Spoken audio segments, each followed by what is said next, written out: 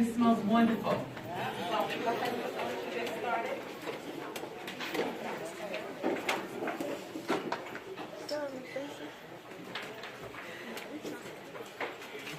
So today we want to give you guys just a little bit of genius, a little bit of keys that we use on a daily basis. I know I'm still working on it, but the first key that we want to actually speak on is making it a priority to be on time.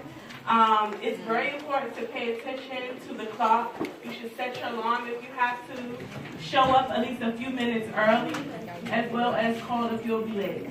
And always plan at least 3 days ahead when you're using PTO. So for myself, I always find a way to be late every day. I'm working on that. So one of the techniques that I'm using now is I'm setting my alarm on my phone, and I'm putting my phone across the room so that I have to get up to turn my phone off. If I get up to get my phone, I'm not going to press snooze. But if my phone is in my bed with me, I will press snooze. So I'm really working on being on time, you guys. I'm going to go ahead and let you. Well, I want to chime on that too, because I'm just traditionally a person that I overbook pretty much. I'm a very ambitious woman, so I feel as though I can get there in 15 minutes. You know, DC is very small, but with the traffic, it's going to take you maybe an hour. So my strategy is definitely I use my calendar, and that's just to be on time with anything. Because like I told Marissa, if it's not on my calendar, it's not going to happen. Because my calendar is my assistant. Now, what I've begun to do is give myself at least an hour for travel time when I'm going somewhere. Now, the putting your phone across the room, that definitely works. But another thing, take it a step further. One thing that I've learned, I saw a post, and it talked about 10 different things you can do to improve your life. And it said, make your bed up when you wake up in the morning, when you get out of it. Because the coziest, warmest, softest place on earth is up in the covers, right? Yeah. Make up that bed, and it will tempt you not to mess it up to get back in it, right? So that's a strategy too. That way, if you're getting up across the room and turn the snooze on while you're snoozing, make it up. And also, when you come home at the end of the day and you see your bed is made, and even if your room is dirty, if your bed is made, it just feels better. You feel more accomplished. So that'll help you get started. So with being on time, give yourself, what I do is I lie to myself. If I know I'm supposed to be there at 2 o'clock, I'm going to tell myself I'll be there at 1:30. And I tell my friends to do the same thing. I'm like, do not tell me the truth. Tell me the anticipated time you want me to be there. Because if you know that you're like a person, you have to play that on yourself. So like today, thank goodness you guys were, you know, a little bit behind, but I told myself we were going to start at 1 o'clock instead of her telling me at 1:30. So I was already here. So that way I can do what I need to do. Think about it. You got to go to the bathroom. You might have to find parking if you drive, or even because people say, oh, well, Mr. So you have a car. Yeah, but if you're on the bus, my car is behind the bus that you're on. So it's the same, we're all going to get there at the same time, right? So just take a page out of that and just prepare. Also, I lay my clothes out at night. I tell my kids to do the same thing. If you're a person that needs to wake up in the morning and take a shower, do that. But that definitely helps you to be more prepared. Thinking about what you have to do. Making sure you have comfortable shoes, you guys. I carry sneakers in my bag all the time. I'm a heel wearer. If anybody's a heel wearer, make sure that you have all of those things mapped out for yourself. Okay? Marissa? You want me to keep going with this? All right, don't be a grump. Now, one thing, everybody's not a morning person. Since we're talking about the mornings and being late, don't be a grump. Always have something that makes you feel good. Me, it's music. I love music. Music kind of keeps me in that mood. Yes, over here. Exactly. And it's not always what you think it is. It could be anything. Some people like gospel. Some people like hip-hop. Some people like jazz. Whatever it is that you like, you have to know yourself. And also, with what you eat. What you eat is going to give you a certain mood. If you know certain things make you gassy, don't eat that in the morning. Get yourself right. I'm just saying, you know, I mean, the last thing you want to be is holding in gas or something like that. It just makes you, it throws you off. So it just kind of sets the tone for your day.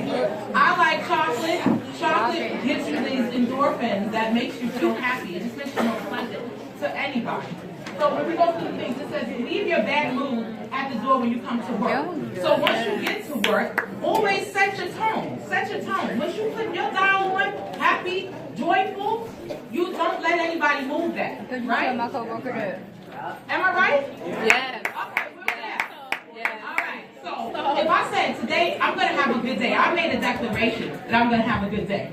Now, things are not always going to go your way, right? You might trip and stub your toe on the bed. Whoever did that? All right? Is that going to ruin your day? You're going to be mad? You can't find the belt that you was going to wear today? Skip it. Think about that and be intentional. Because what you put out into the universe is what you're going to get back. So you always want to start your day with a good mindset. Have a plan of what you want to do and add in how you're going to feel and how you want to feel. Back to the whole calendar thing. You got to set yourself up for greatness and for the things that you want to do. Also, that means if you are a person that needs to take a walk, put that in your calendar. Plan the day that you want to have. You do not want to be a prisoner to your calendar because you have this to do, you got to do that, you got to do that. Put in the stuff in there that you want to do. Bathroom breaks. Make sure you add that in, okay? If you're going to take lunch, you're going to need to use the bathroom. Those types of things. You'd be surprised at how grumpy you feel when you're holding your pee. Excuse my French. But you see what I'm saying? All of those different things. Plan the day that you want to have. If you want to have a certain lunch that day or that week, plan it into your schedule. That way you're not saying, I don't have the time to do this. Well, I can't do that because I don't have the time to do this. So when am I going to do that? Plan it in, okay? Now, remember, do not take it out on your boss or co-workers, especially your customers or your clients or your kids that you are caring for. Because remember, they didn't do anything to you. You want to impose the feeling that you feel on the other ones, everybody around you. You have the power to do that. So that's why I say start with positivity, because it always draws back. So my motto is, if it's not a great day, make it a great day. Do something to make you feel better. I like comedy because it always keeps you laughing. Watch something in the bathroom that makes you smile. Think of something that can make you intend to spread joy. Okay? Now listen, it says work is the thing that is causing your bad mood. It may be time to think about changing careers or speak to your employer. The thing is, everything ain't for everybody. Y'all know that, right? Yes. So you have to be true to yourself and say, is this the career for me? And the thing is, it might not be the position for you, but it might be the career path for you. So what you have to do is start to think about the things that bring you joy about your position, about your jobs, about your day-to-day operations. And cling to that. Do more of that. I'll give you an example. With what we do at Grand Associates, we do a lot of workforce development. It's a lot of paperwork. It's a lot of computer work. That's not what I like to do. You know what I like to do? I like to talk. I like to, make friends with people. I love to be creative. I love to draw. Those types of things. This is pretty creative as well. So what we've learned to do is, how do we carve that into our day-to-day and what we need to do? So what we started doing is we started producing a whole show pretty much about what we do. So we get to include the music, we get to include the artwork, and we still get the job done and get our point across. And that gives us a separate avenue and a piece of joy at work where we can get our talents out too. Because I have another slide on that too, about your passions versus your gifts. We're going to get into that. So that's what I want you guys to get out of this. Next slide, we're going to go to the next one. Oh, yes, I love it. Okay, this is an interactive activity. So what we're going to do, let's see, break into groups of 2 or 3. Okay. Opinions about the question. Okay, so come up and help me with this one. Okay, because she's going to tell you what the first part of the interactive activity is, okay? So, what are a few ways you can avoid bringing personal conflict into the workplace? Now, would you guys like to break up into groups, or do you want to just raise your hand and raise your hand? I want y'all to break up in groups and I'm All right. Who wants to be the first volunteer? Okay. What's your name? Marquis. As a matter of fact, can you come up here, Marquis? Yeah, that's perfect. They need to hear your blessings. Okay?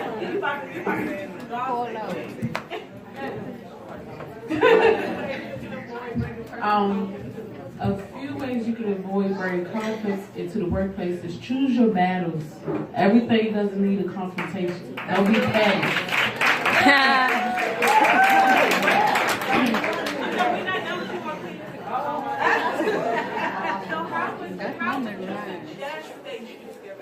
Some people don't know how to do that. No one of them. Oh, I heard a key word out there. Did you hear it? Oh, prioritize. Thank you.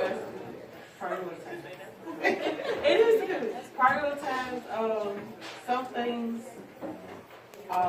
you could just internalize. They don't have to. It's path. Choose. It's small, right? Choose your path. All right, good.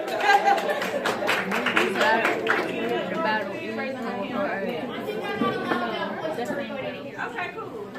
So you have to be open-minded and you have to be open to new situations. You can't automatically come in and say, oh my God, everybody's gonna hate me. You have to come in with an open mind or an open situation. So being open about coming into any type of workplace will allow you to set the tone for your day and set the tone for hopefully other people will see that you're open to new ideas and new frontiers, and it'll pick up on it and hopefully spread. Okay. Great job. Thank you. Stop telling everybody your business because your coworkers aren't your friends.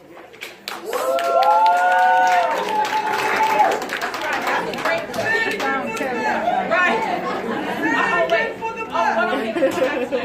Young lady? Oh, Can you stand up? What's your name? my name is Jessica. Hi, Jessica. Now, hi, Jessica. I would say two things. So when you're having like a personal conflict, it's really important to challenge your own self. About, okay, what is it that I'm feeling? Is it important? Is it important right now? And it's going to affect me. Or your career, right? Yeah, it's going to affect me short term or long term. So what do I need to do about it? Not what everybody else will do about what feeling I need to project more energy. I need to project. But what do I need to do with me?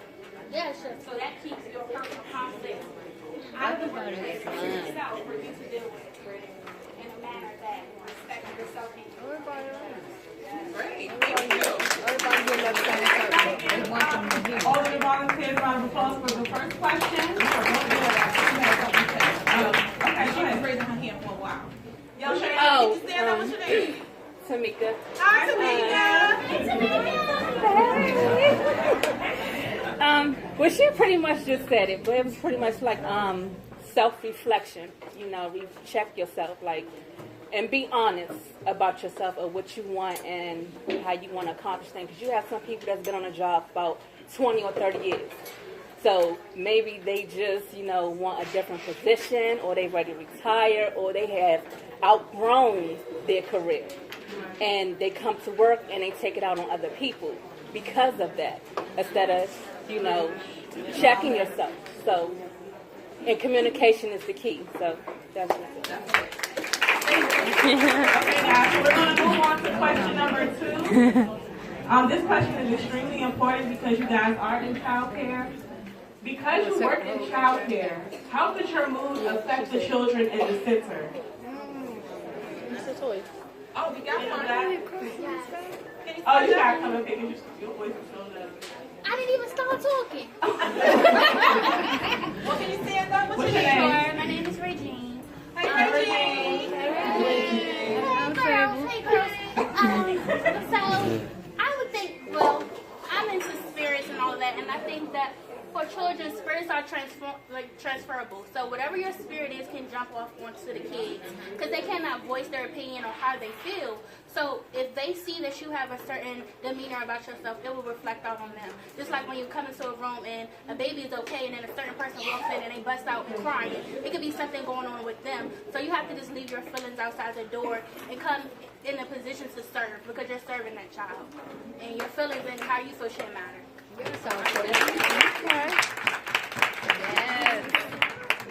Have we had any other volunteers for this question?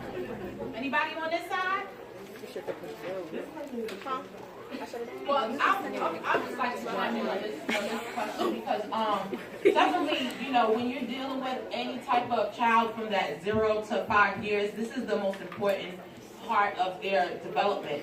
And as you all know, any of you that, even if you're not a mother or a parent or anything, you do understand when you were a child, they're sponges. So they're going to absorb whatever it is you put out there. So you have to be really intentional about what you put out there, because the baby doesn't know anything about what you had to go through at home.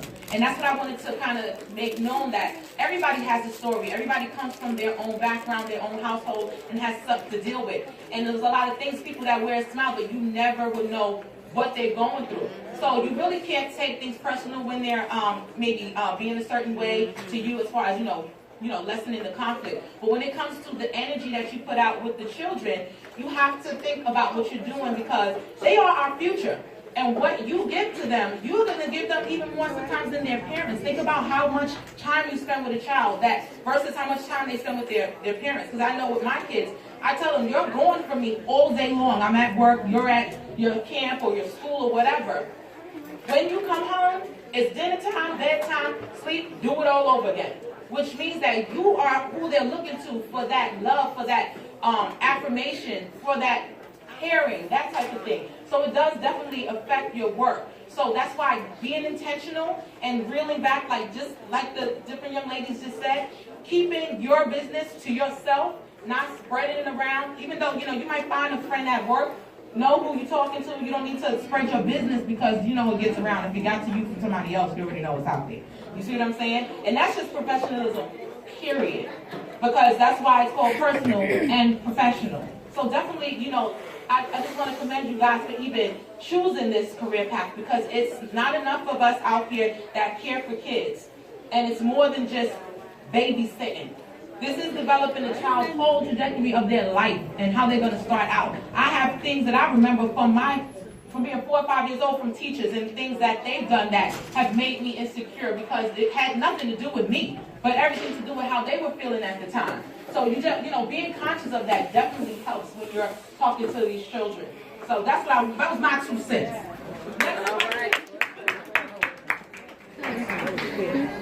Okay. All right, this is a good one. What is the best advice you would give your coworker if they're unhappy at work? All right, young lady, can you stand up? What's your name? Don't say what you My name is, I'm loud. My name She said I'm loud. Hi, Angel. Hey, y'all. But I would just say, if you unhappy at work, go sit in your car, blast your music, honey, be in that thing like, with your attitude, okay? And y'all have a good day. I do it all the time. Oh, I see that. Go ahead. Thank you. Who else? Anybody else have? Young lady, can you stand up? Well, tell us your name. Charlita. Hi, Charlita. Hi, Charlita. One point, I was there, but I got checked by these two. So I got my stuff together. I didn't need no music. I just need somebody to talk to me, get me out of that space and comfort zone that I was in. And they took me to a space where I don't even come and work like that no more. So it's been almost like, what, almost 1 year? Almost 1 year. And I got this book that I read. It says help you with your problems, things you're going through. And I read it and I showed them that, and I've been doing great. That's wonderful. Well, I want to hear from these two, because my question is, how do you do that without offending someone? Because, some people, they really will take that personal, and they'll get defensive. Like, what you mean? I'm acting some type of way. Now they're mad at you. So how were you guys able to deliver that to her without her taking offense to it, and it actually helped her? Yeah, tell us your name. My name is Imani. Hi, Imani. Well, I'm the jolly person at work, so I come in here every day. I'm all the way here. I'm all the way here, but we do have our moments, like we're supposed to be at lunch, and we sit down and we talk, and we tell each other our goals like this. You can't come in and say this, that, and third. So we sit there and we talk to each other. Very awesome. Like, or anything goes on, we sit there and we share, we sit there and we talk about what's going on, whatever. Because like I said, don't nobody know Right. their story. Like, I'm going through something right now with my son, as far as health. So when I get ready to that, gather up and we sit there and we talk about it. So we can see what I told you. That sounds wonderful. That shows a lot of concern. So that means that you guys have built a sort of a trust factor between one another, and that's important. We call it our sister club. Sister club. That's wonderful, y'all. Who else has a sister club at their site? Over here. Over here? Tell us a little bit about what you guys do to help each other go through those things. Get out and eat. We take like the Well, what's your name? Say that, honey. April. Hi, April. This is Tamika. Hi, Tamika. Oh, she's precious. I'm precious. Any way, any kind of way she wants to do it. We go to her. That's wonderful. Well, that's definitely a great thing to be able to be honest with your coworkers. Oh, are you trying to say something over there? Oh, okay. Well, it's definitely great for you guys to be honest with one another, because just like you might think somebody's, having an attitude or, just in a funk, like you said, if you don't sit down and talk to that person, hey, I've had conversations with people that I'm not even close with, but I noticed maybe something that I was going through, and I know how I look and felt, and that look, I know that look is what I told her. I know we're not friends like that, you know what I mean? We're co-workers, but if there's something that you need to talk about, I'm here. You know what I mean? Because I've been through that phase. And then they opened up and they revealed to me what they was going through, and just so happened I had been through the same exact thing. So I knew that it wasn't personal. She wasn't, I'm saying hello, and she's not even speaking to me. I'm like, oh, okay. But the whole time, it had nothing to do with me. So sometimes it takes for you to venture out and say, hey, is everything okay? They might not tell you exactly what's going on, but they'll say, listen, I'm just going through something right now. It's not true. You know what I mean? And you can say, okay, well, listen, when you're ready, if you want to talk, I'm here. So that's really good that you guys have that in your settings at work, and that's really important to support each other. So, yeah, thank you guys for the feedback. What's the next question?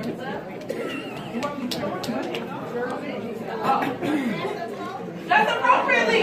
Okay. Okay, now listen. Dress appropriately. I am the resident dress code Nazi at my office. Now, I'm going to tell you why. I am going to tell you why, and she knows why. I had a director that was the biggest dress code Nazi. I mean, every shirt I had, you can see your bra line, and you can see this. Oh, is that your pants? I'm like, wow, like I can't even wear underwear. Like, I was really stressed about it, but I said to myself, if the only thing you could say about me is that I'm dressed, quote unquote, inappropriately, and I'm doing damn good. Thank you. You see what I'm saying? You didn't say nothing about my work. You didn't say I was unprofessional. You didn't say I didn't have my working on time. You said, okay, I need you to wear a blazer. I need you to look the part. I'm a person, I like clothes. I like to think outside the box. I like exciting stuff. That stuff is not always welcome in the workplace because it looks too racy. They want, something simplistic. So I said, okay, that's all. That's it. That's all you need? All right, I'll go straight to Goodwill tonight. And give me some shoes. Everybody told me I look like a preacher's wife, but I said, oh well, say what you want.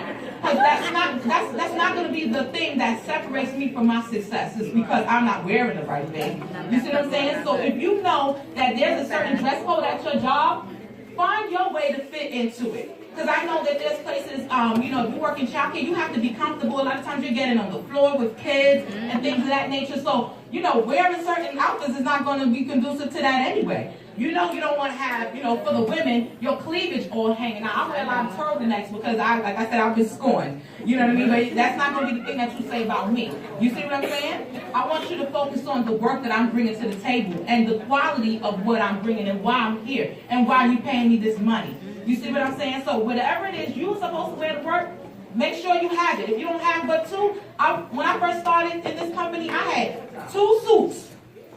A gray one and a black one. And guess what I did? I changed the daggone shirt. That's what I did. Because I'm like, you can't say that I'm not in dress code. I just changed the shirt. And maybe the shoes match. But that's it. You see what I'm saying? So you can't get hung up on that. Make sure your clothes are clean, pressed, and ready to go, and they're comfortable for you, especially if you have to go the distance. One thing I always tell people is take care of your feet. Take care of your feet. You know what I'm saying? Feet, don't fail me now. Don't fail your feet. If you know you're going to be on your feet, make sure you're wearing something that has some adequate support for your arch. If you get to wear sneakers, sometimes you might be able to put a insole in it. I go to CVS, get the Dr. Scholl's and stick them in my shoes. I do not play. Marissa knows. I call it my Mr. Rogers. You remember, if anybody's old enough for that, when he got in the house, he switched them shoes. You got to do what's right for you. She knows. I stopped for the corner. Hold on. Let me get my flat toe. Pop, pop. and do what you gotta do, because you gotta be able to last. If you wanna do the things that you wanna do, you definitely don't want your feet hurting. You wanna be comfortable, you wanna be professional. Now the thing is, I'm a person that loves spandex, I do. But spandex is not appropriate for everything. I love big earrings, bamboo earrings, at least 2 pairs. I'm from New York, I can't even help myself. So that's another thing that people said to me, oh, those earrings are too big. Now, I've been at my place for a while now, so I can kind of get the drip going. But it's not out to here. You see what I'm saying? So you have to be responsible for how you portray yourself out here in the world, in the professional world, and in the personal world. Because I told anybody, if you catch me at the Aldi's, yeah, I'm probably going to be wearing a wife beater and some spandex and some big old earrings. I'm food shopping. When I'm in a business meeting, you're going to see me in a blazer, and I get on Marissa all the time. You see she has a blazer on. Because I'm like, uh-oh, where's the blazer? Where's your blazer? People like, chill out. The thing is, when you're going for anything, you have to look the part. You have, people say, oh, people are judging me, people don't want to be judged. But I'm going to tell you like this, as humans, all we have is our judgment. Somebody steps in here in an all-black outfit, maybe a hoodie and a ski mask. What y'all gonna think they here to do? Y'all know, hands high, right? It's a sticker. That's what you're gonna think, and she said she's out of here. That is your human intuition to perceive what you're seeing.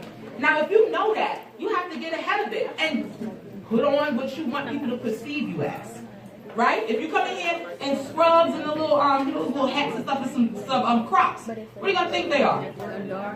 Work at a doctor's office. They might even work at a child care center. And that's judging. That's not judging. You're using your human intuition to receive what they're putting in front of you. That's why you have uniforms. You see a cop, you know it's a cop. There's no mistaking. So if you wanna be professional, be in charge of how you present yourself. And it's not about judging. Everybody can tell I have natural hair, I have locks. Now, you already know what this society says about natural hair. It kind of gives us a little pushback. Whoa, whoa, whoa, what you here to do? So, I don't change my hair. I just pull it back out my face. So you can see who I am. I'm not going to say I'm not going to have locks or anything because I'm worried about what somebody's going to say. I'm going to use them in the way that supports the rest of what I'm trying to do here. Okay? Now I want to just make a quick little analogy, because what I've learned in this business is you have to be in charge of your professionalism. People won't take you seriously until you take yourself seriously. There's a movie I watched. I think it's called The Italian Job. Anybody ever seen that movie? Yeah. Now these guys, the ones that didn't see it, these guys are robbing banks in these bad Italian suits. And they're walking clean out the door with bags of money and nobody asking them a question. Why is that? Because they're thinking, what's going on? They're professional. Nobody's thinking, now that you got a black ski mask on, you're giving yourself away. Yeah, I'm here to rob y'all. Pick them up. But the fact of the matter, if you can walk out of a bank, nobody even ask you a question, blink an eye at you. They was in charge of how they portrayed themselves. You see what I'm saying? So when you take that whole idea and you turn it around to what it is that you want for your career and your life, I don't care if you're going for a job on a construction company or for a child care center. When you go into that interview, you need to be suited and booted. People say, well, nobody else was dressed up. So, it's not about, thank you, good for them. That's good for them. That's just going to make you stand out all the wiser. You see what I'm saying? Who is that? That's what you're going to ask, well, who is that? I want to talk to her or to him. So don't say, oh, I'm just going to wear slacks. No. That's not enough. Go all the way. What you want to do is survey. Any industry you want to be in, see what they're doing. See what types of mannerism they have, the type of conversation, even the language that they use. Be in the know of what you want to do so you can research that before you go and you'll be ready. You got to get ahead of the game here. Okay? So that's my 2 cents with the professionalism. Okay? And also make sure it's comfortable for you. Because people say, I don't like wearing suits, it's uncomfortable. Well, I'm going to tell you, I don't wear nothing that don't stretch. Nothing. Because when I sit down, I want to feel like a sausage. I want to be able to be comfortable in my own skin. So when you're asking me questions, I'm not tugging and pulling and worried if my stomach is hanging over. I'm ready to give you what I came to give you. And I'm not worried about it. Okay? So remember that. If you got one good suit, have that one good suit, change your shirt. All right? Everybody in here should have a suit. Who has a suit, matter of fact? Show of hands. I mean, a full suit. The blazer in the pants or a skirt or whatever.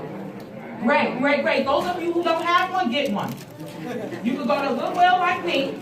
Suited for Change is one of our greatest partners. They warm you up. Give you some shoes with the sexy shoes, bag, the necklace, and everything. But if you want, H&M, that's Marissa loves H&M. Like I said, even Forever 21. This skirt costs $11.50, y'all. It's not real leather, but you know, it gets the rest. But what I'm saying, I'm not about spending all this money on my clothes, but I do want to look professional, and I do want to feel good about myself. I'm a good, what I call myself, a goodwill killer. You can get a good suit for $15, and nobody know, it can be designer or whatever. I'm not spending money on nobody's Gucci. I'm trying to make money, okay? So that's my part about the professionalism with you getting a suit in there. My grandmother told me that, you know, so you had a suit. All right, so we're gonna go to the next slide. Woo! Y'all see that? Use of foul language. Now, you know, are we in the church right now anyway? Hallelujah. No, anyway, now use of foul language. Thank you. My kids asked me, I have 3 daughters, y'all. My kids asked me, they said, Mommy, when are we going to be old enough to curse? So I said, well, listen, I'm going to tell you like this. I'm not with you all day. I can't tell you whether to curse or not. You've heard curse words. You've heard me say curse words. But it's up to how you want to portray yourself out here as a little girl. You want to be the little girl known for a dirty mouth? You know what I'm saying? That's on you. Because you're the one that got to walk around with that stigma, not me. And they'll say that's the little dirty girl mouth mother. But at the end of the day, you have the choice of what you're going to say out your mouth. They said, well, the other kids, when the songs come on, they sing the cursed parts. And I said, well, what are you going to do? What decision are you going to make for yourself? Because you're out there, everybody's watching you. This is, your school is your career. And they said, well, I'm not going to say it. I said, and that's a great decision. That's for you. But what you have to do is, you can't beat yourself up if you let a curse word slip. But it's a time and a place for everything. You never know who's watching you. I had a young lady do a volunteer experience at a hospital. They loved her. They were ready to hire her and everything. And guess what? She's off the clock. She's on her way to the bus stop going home. And guess what happened? Phone rang. And you already know some people got that person that know how to call that phone. And tell you about something and make you go off. And that's what happened. And she let the person have it. On her way to the parking lot, she out of work. She off the clock and everything. Just so happened, somebody who knew somebody who knew somebody who knew her, heard her. And she was letting them have it. Full of it. And you already know I didn't even have to demonstrate. And they went back and told what she was saying. And that ruined the opportunity for her. I was sad. Because I'm like, dang. All that, because of that, like, dang, I mean, she was mad. You know what I mean? But they were like, no. Thank you. Say it again. Suppose she gets mad at me. Suppose someone does something to her at the wrong time. The wrong person says the wrong thing. Is that how she going to bust out flipping in the hospital? Not on my watch. And they cut her. She learned her lesson that day. So I always tell people that story so that you don't realize that, you know, well, I'm not at work. I'm not one of time. You don't know who knows who and who is watching you. So you have to be abreast of that at all times and be your best selves. So, and you work with kids, because that's another thing. My cousin told me her baby came home cursing, and she, quote unquote, don't curse. She feels like the baby picked it up after they came. She got something to say? Tell me what you got to say. That's not